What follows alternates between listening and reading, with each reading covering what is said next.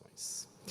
Meus irmãos, eu queria compartilhar com vocês hoje um texto que vai inaugurar uma série de sermões que faremos, que entregaremos no livro de Eclesiastes. Por favor, abram o capítulo 1 do livro de Eclesiastes.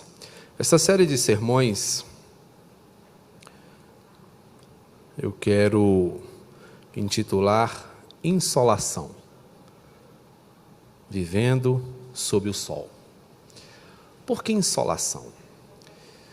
Sabemos que a insolação é uma consequência do uso exagerado ou da exposição delongada, ao sol. E aquele que já enfrentou a insolação sabe como é difícil a caminhada, com as suas consequências, dores, ardores, dificuldades, enfim. Mas é exatamente essa perspectiva que nós queremos abordar nesta série de sermões. A vida debaixo do sol, conforme nos diz o capítulo 3 o versículo 3 do primeiro capítulo. Vivendo sob o sol, vivendo na perspectiva terrena, humana, somos afadigados, somos constantemente angustiados. E o texto de hoje se encontra entre os versos 1 a 11 do capítulo 1 do livro de Eclesiastes, ou como deve estar aí na sua versão, o pregador, que na verdade não é uma tradução muito adequada, porque o termo está mais para alguém que convoca uma assembleia e passa a falar ao seu coração. Mas o pregador, como diz aqui as nossas versões, vai falar ao nosso coração.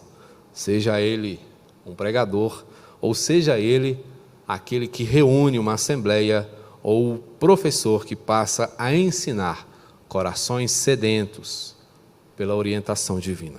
E diz assim o texto: palavra do pregador, filho de Davi, rei de Jerusalém. Vaidade de vaidades, diz o pregador, vaidade de vaidades, tudo é vaidade. Que proveito tem o homem de todo o seu trabalho com que se afadiga debaixo do sol? Geração vai e geração vem, mas a terra permanece para sempre. Levanta-se o sol e põe-se o sol e volta ao seu lugar, onde nasce de novo. O vento vai para o sul e faz o seu giro para o norte. Volve-se e revolve-se na sua carreira e retorna aos seus circuitos. Todos os rios correm para o mar, e o mar não se enche. Ao lugar para onde correm os rios, para lá tornam eles a correr. Todas as coisas são canseiras tais que ninguém as pode exprimir. Os olhos não se fartam de ver, nem se enchem os ouvidos de ouvir. O que foi é o que há de ser, e o que se fez, isso se tornará a fazer. Nada há, pois, novo debaixo do sol. Há alguma coisa que se possa dizer: vê, isto é novo? Não, já foi nos séculos que foram antes de nós.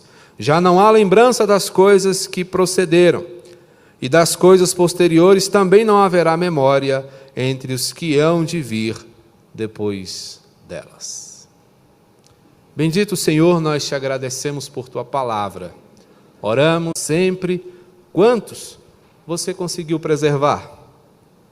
Onde você ainda se reconhece na foto passada ou no espelho de agora? Hoje é do jeito que achou que seria? Quantos amigos você jogou fora? Quantos mistérios que você sondava? Quantos você conseguiu entender? Quantos segredos que você guardava, hoje são bobos, ninguém quer saber. Quantas mentiras você condenava? Quantas você teve que cometer? Quantos defeitos sanados com o tempo eram o melhor que havia em você? Quantas canções que você não cantava, hoje assobia para sobreviver? Quantas pessoas que você amava, hoje acredita que amam você? Essas linhas compõem uma canção que conheci há poucos dias. O nome dessa canção é A Lista, de Oswaldo Montenegro. Uma canção forte, uma canção que ao ouvir, estava despreparado para ela me pegou de surpresa, me impactou profundamente porque ela é um retrato do que consiste a nossa vida. Ao longo da nossa caminhada por essa terra, quantas pessoas ficam para trás? Por nossas mudanças, por nossas diferenças, ou mesmo pela distância. Quantas coisas nós deixamos de fazer, quantas coisas eram importantes ontem e já não são mais importantes para nós hoje. Essa canção ela reflete muito bem a transitoriedade da nossa vida, que é o tema que o pregador vai abordar nesse texto, nesse livro tão interessante que nós temos diante de nós. À primeira vista, parece-nos ser um homem amargo, desanimado, desalentado com a vida.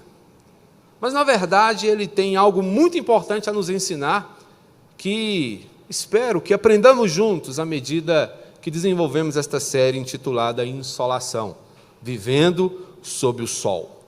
Mas hoje a palavra do Senhor nos faz uma pergunta, e a pergunta é: a vida é uma ilusão? Será que estamos perdendo o nosso tempo aqui? Será que vale a pena viver, caminhar? Porque Salomão, quando escreve estas palavras, ele tem um coração experiente, ele tem a vivência de um homem que experimentou muitas coisas, que viveu de tudo, que se relacionou com muita gente, que teve grandes trabalhos, pesadíssimas responsabilidades, e como alguém, do seu ponto de vista, na sua posição, ele fala com autoridade sobre a vaidade da vida. E quando ele nos refere acerca dessa vaidade, ele vai tentar nos mostrar que a vida é como um vapor, tão breve, tão sutil, tão efêmero, que quase é impossível percebê-lo. Aquele vaporzinho que você solta quando você está no frio, que tão logo ele apareça diante dos seus olhos, logo ele some da sua vista. E você fica brincando, com o frio o tempo todo. Mas isso é a vida, segundo Salomão. Na sua perspectiva, a vida é tão breve, tão efêmera, que quase não vale a pena vivê-la. Portanto, a vida é uma ilusão, irmãos. Estamos diante de uma espécie de brincadeira, estamos diante de algo que, de repente, nos coloque em meio a situações complicadas. Vaidade de vaidades, diz o pregador, vaidade de vaidades, tudo é vaidade. Ele afirma e reafirma a vaporização da vida. Ele afirma e reafirma que tudo é muito rápido. Ele começa a fazer então algumas perguntas: que proveito tem o homem de todo o seu trabalho com que se afadiga debaixo do sol? O que resta para nós em meio a tudo que nós fazemos? Que proveito nós temos? E ele vai afirmar que na nulidade da vida, toda lucratividade é nula. Trabalhamos para obter o nosso sustento, para cuidar da nossa casa, para realizar os nossos sonhos, para colocar em prática aquilo que nós pensamos ao longo de toda a nossa vida. Mas nós percebemos ao longo da vida, não é preciso ser um Salomão para saber disso, que todos os nossos ganhos são perecíveis. O que nós ganhamos uma vez não é suficiente para nos manter o resto da vida, precisamos ganhar de novo, precisamos ganhar mais. Temos visto que muitas coisas concorrem contra os nossos ganhos. A inflação, os juros, o aumento dos preços, coisas dessa natureza. Uma série de coisas estão contra nós. E aí o que nós percebemos em determinada altura da vida é que precisa-se de muito trabalho para se obter quase nada, para se obter o necessário, para se poder manter a roda girando, a engrenagem funcionando. Diante dessa perspectiva, os esforços humanos, eles parecem inócuos, não apresentam nenhum resultado plausível. E a constatação a que chegamos é que o que ganhamos tira muito de nós. Para que possamos obter algumas coisas, nós perdemos muitas outras. E dentre elas estão a saúde, o tempo, que é uma das coisas mais preciosas que nós temos hoje. Não vemos nossos filhos crescer, não curtimos a juventude dos nossos cônjuges, não temos tempo para papear, os amigos ficam longe, a gente não pode mais se encontrar. Muitas coisas nós perdemos para que possamos ganhar alguma coisa, e nessa perspectiva a lucratividade é nula, porque ao passo que você pensa lucrar, você perde coisas importantes também. Mas nessa nulidade da vida, não apenas nos deparamos com uma lucratividade nula, mas também nos percebemos envoltos numa rotatividade permanente. Observe aqui os versos 4 e seguintes, quando ele vai dizer: geração vai, geração vem. Pessoas morrem, pessoas nascem. Mas a terra permanece para sempre. Levanta-se o sol, põe-se o sol e volta ao seu lugar onde nasce de novo. O vento vai para o sul, faz o seu giro para o norte, volve-se, revolve-se da sua carreira e retorna aos seus circuitos. Todos os rios correm para o mar e o mar nunca se enche. É interessante a percepção de um sábio. E eu fiquei observando quando ele disse: o mar nunca se enche. E é verdade, senão toda a terra estaria inundada. E ele segue dizendo: ao lugar para onde correm os rios, para lá tornam eles a correr. Então o que nós percebemos que é um circuito das águas. Correm para o mar, acumulam-se no mar, em determinado momento o mar para de encher. O Senhor impôs limites aos mares, por maiores que sejam, eles também são limitados.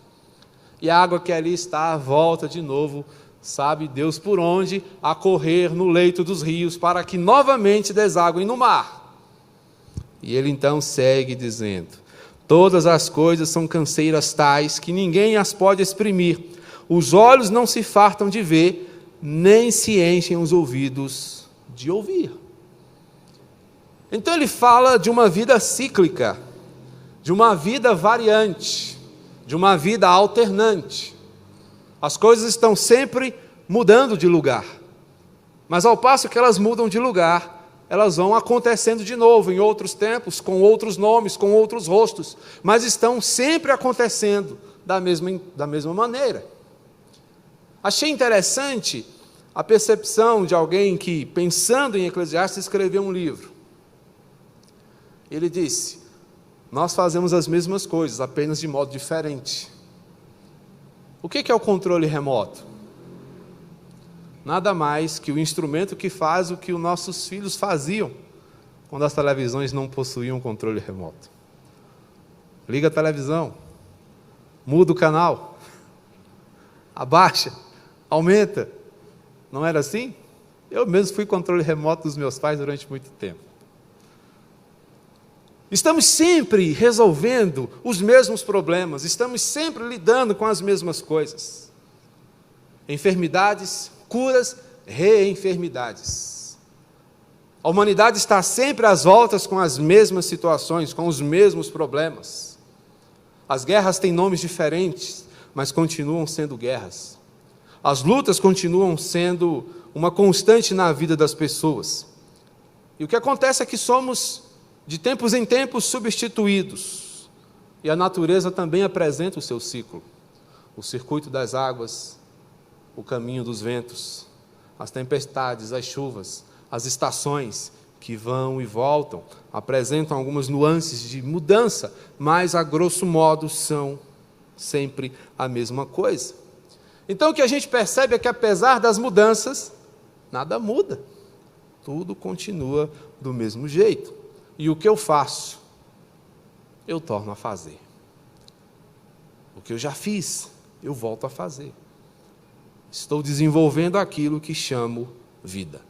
Mas estamos no meio dessa rotatividade, que a despeito de ser um movimento, é permanente, porque estamos no mesmo eixo.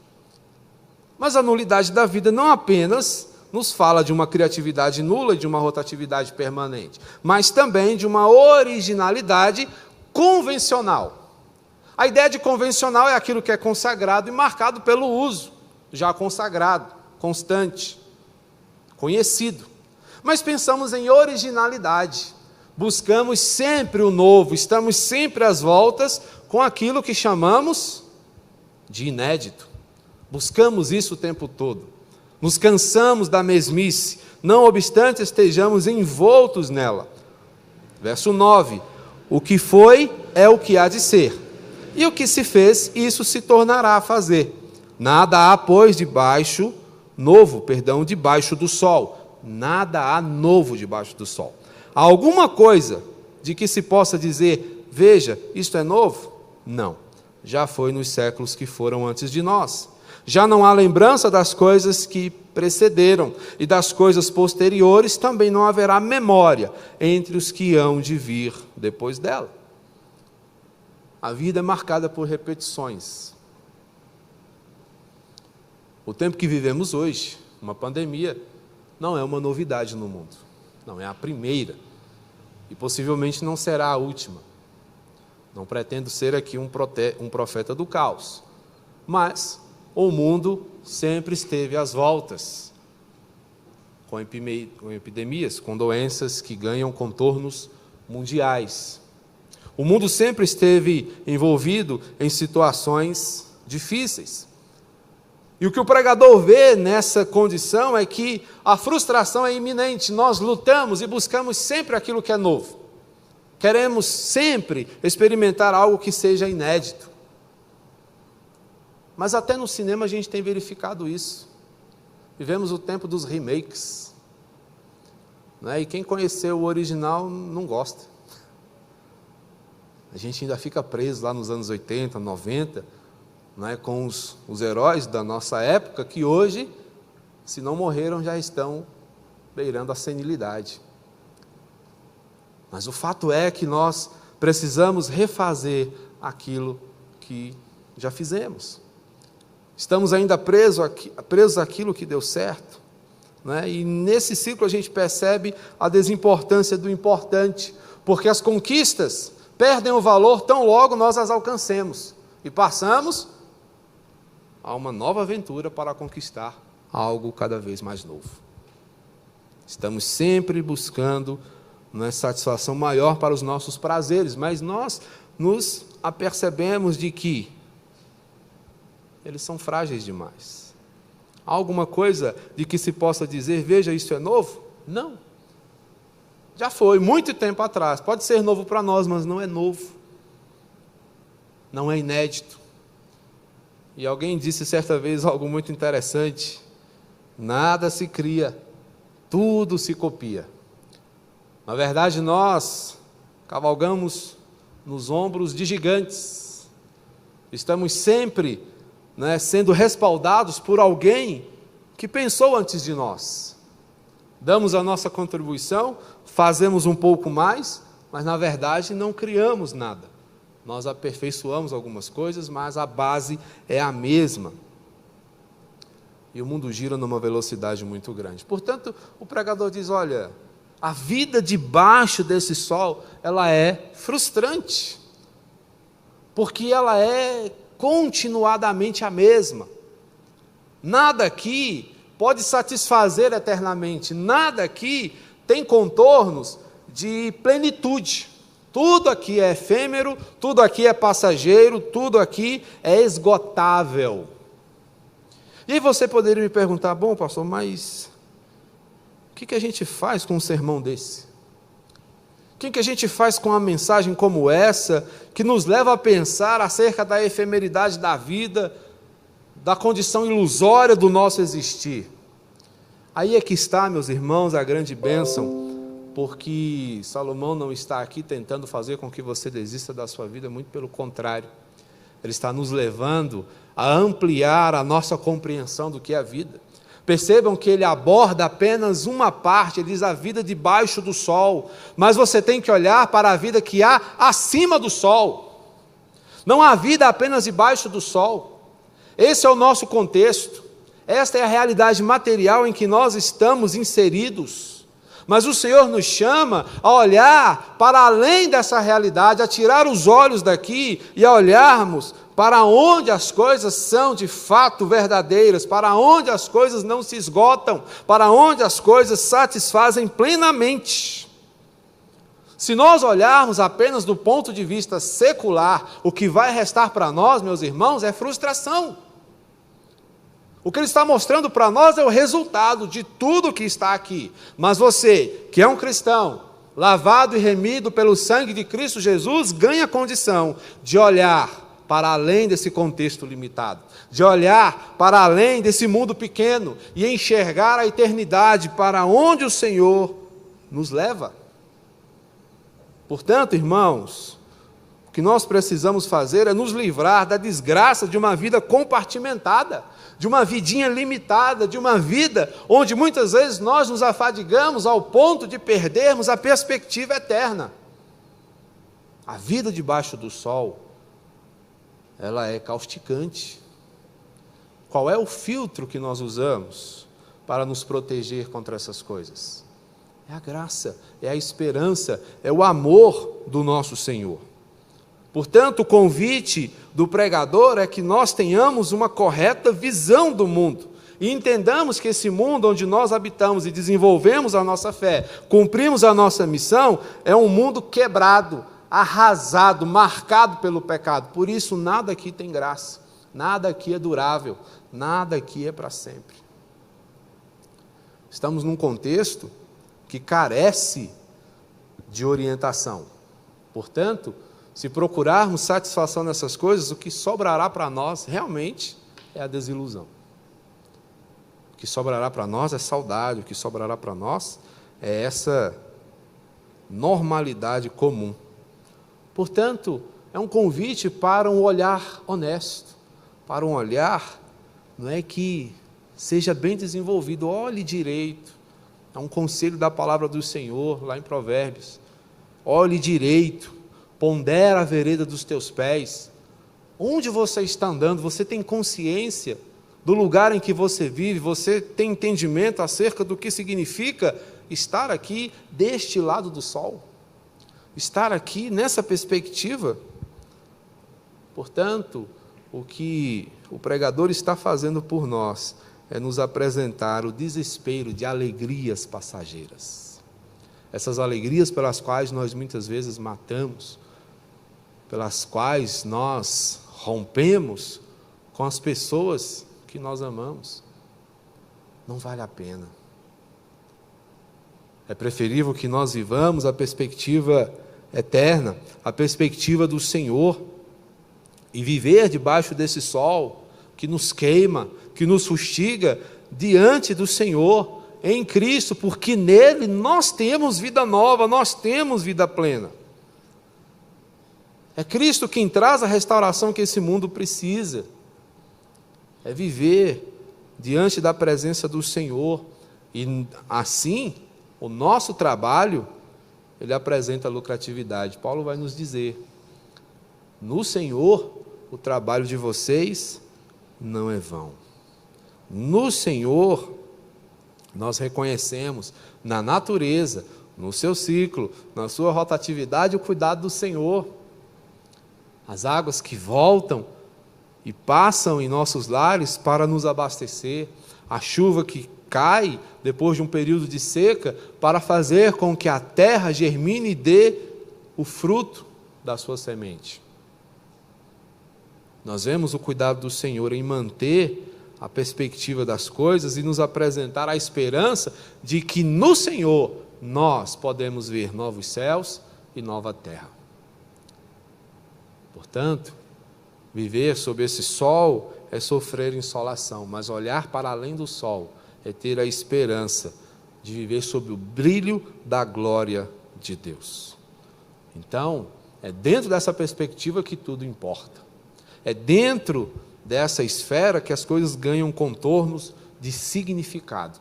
E é isso que o Senhor espera que nós façamos. Portanto, alteie a sua visão. Não faça da sua caminhada uma caminhada cabisbaixa. erga os seus olhos e enxergue na direção que o Senhor te chama. Olhe para cima e veja o que o Senhor tem para você. Porque no Senhor a vida não é uma ilusão, mas é uma promessa que abrange toda a eternidade. Esta é a vida que o Senhor tem para aqueles que receberam o seu chamado e reconheceram a validade de suas promessas. Que Deus muito te abençoe e que você siga marcado pela certeza de que o Senhor está conduzindo a sua história.